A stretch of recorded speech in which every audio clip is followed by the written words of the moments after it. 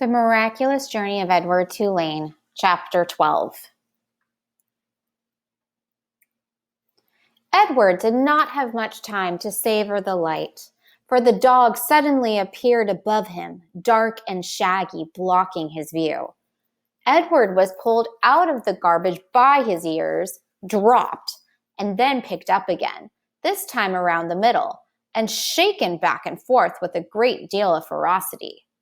The little dog growled deep in its throat and then dropped Edward again and looked him in the eye.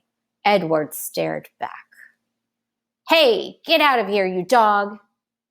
It was Ernest, king of the garbages and therefore king of the world.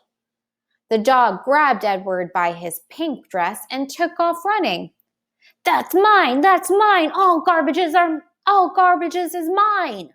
Ernest shouted. "You come back here!" But the little dog did not stop.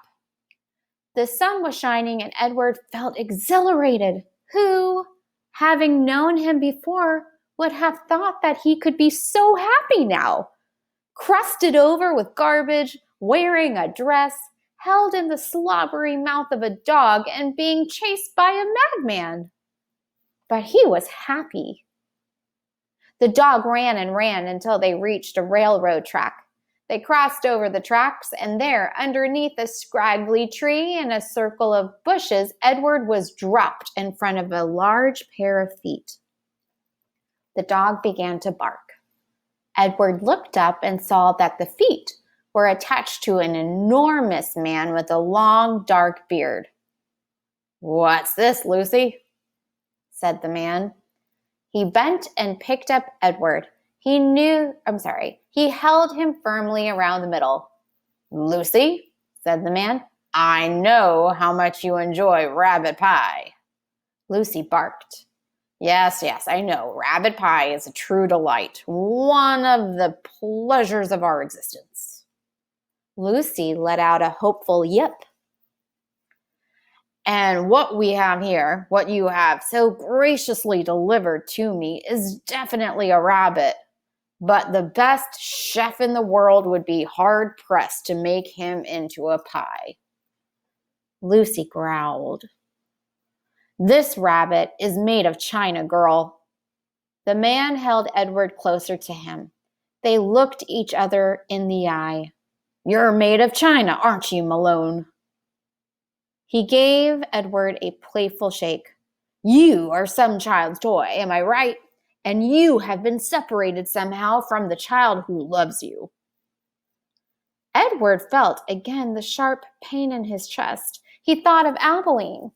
He saw the path leading up to this house on Egypt Street.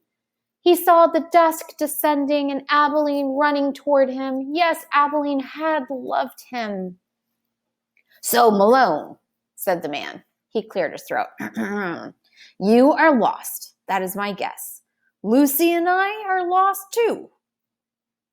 At the sound of her name, Lucy let out another yip. "Perhaps," said the man, "you would like to be lost with us. I have found it much more agreeable to be lost in the company of others. My name is Bull. Lucy, as you may have surmised, is my dog. Would you care to join us?" Bull waited for a moment, staring at Edward, and then, with his hand still firmly around Edward's waist, the man reached one enormous finger up and touched Edward's head from behind. He pushed it so it looked as if Edward were nodding his head in agreement. "Look, Lucy, he is saying yes," said Bull. "Malone has agreed to travel with us. Isn't that swell?" Lucy danced around Bull's feet, wagging her tail and barking. And so it was that Edward took to the road with a hobo and his dog.